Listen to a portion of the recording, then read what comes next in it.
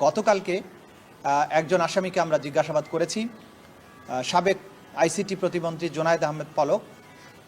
সে অনেক তথ্য আমাদেরকে দিয়েছে, যেগুলোর ব্যাপারে আমরা তার নিজের কাছ থেকে যেমন পেয়েছি, পাশাপাশি অন্যান্য সোর্স থেকেও যেটা পেয়েছি, যে জুলাই আগস্টের এই অভ্যুত্থান চলাকালীন সময়ে ইন্টারনেট বন্ধের যে নাটক করা হয়েছিল সেটি কোনো দুর্ঘটনা ছিল না। খায়ের টাওয়ার বা কোন টাওয়ারে আগুন লেগেছে এগুলোর কোনো ব্যাপারই ছিল না। সেখানে সে স্বয়ং স্বীকারোক্তি দিয়ে বলেছে বা নিজে স্বীকার করেছে যে এই ইন্টারনেট তদানীন্তন প্রধানমন্ত্রী এবং এই মামলাগুলোর প্রধান আসামি শেখ হাসিনার নির্দেশে সরাসরি প্রধানমন্ত্রীর কাছ থেকে নির্দেশনা আসার পরে তথ্য প্রতিমন্ত্রী নির্দেশ দিয়ে আইআইটি ইন্টারন্যাশনাল ইন্টারনেট গেটওয়ে, এই গেটওয়েদের একটা হোয়াটসঅ্যাপ গ্রুপ খোলা হয়।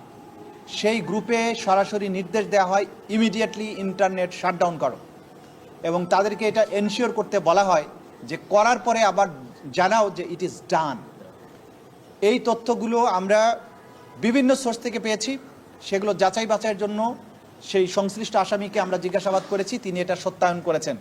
সুতরাং ইন্টারনেট বন্ধের মাধ্যমে জুলাই আগস্টের সংগঠিত গণহত্যাকে গোটা দুনিয়ার কাছ থেকে আড়াল করার যে আড়াল যে করা হয়েছে, এবং এটার ব্যাপারে যে মিথ্যা অজুহাত দেওয়া হয়েছে যে ইন্টারনেট কেবল লাইন পুড়ে গিয়েছিল, এটা হয়েছিল সেটা হয়েছিল, সর্বৈবভাবে মিথ্যা।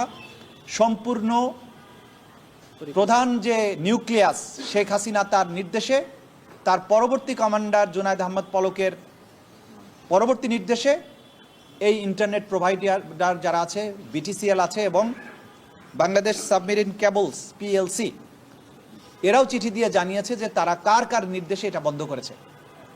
সুতরাং এই রাষ্ট্রীয় সংস্থাগুলোকে বাধ্য করে তদানীন্তন ক্ষমতাশালীরা, এই আসামিরা বাংলাদেশের ইন্টারনেট শাটডাউন করেছিল এবং এই গণহত্যাকে এক্সপেডাইট করেছিল।